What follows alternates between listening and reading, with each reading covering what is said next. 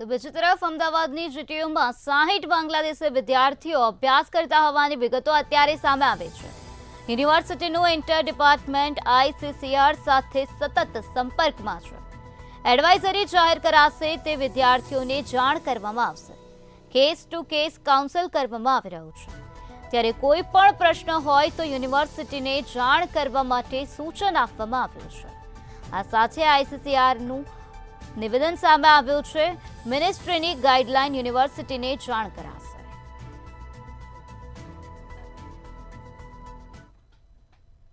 કેવી રીતે પરિસ્થિતિ બાંગ્લાદેશમાં ઊભી થઈ છે એને લઈને અત્યારે ટોટલ 60 વિદ્યાર્થીઓ યુનિવર્સિટીમાં અભ્યાસ કરી રહ્યા છે અને એના સતત યુનિવર્સિટીનું ડિપાર્ટમેન્ટ એની સાથે સતત સંપર્કમાં છે।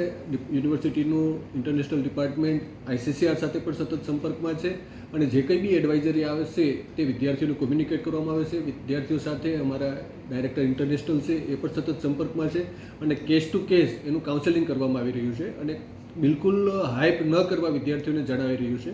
અને જો કોઈ પણ પ્રશ્ન હોય તો તરત જ યુનિવર્સિટીને જાણ કરવા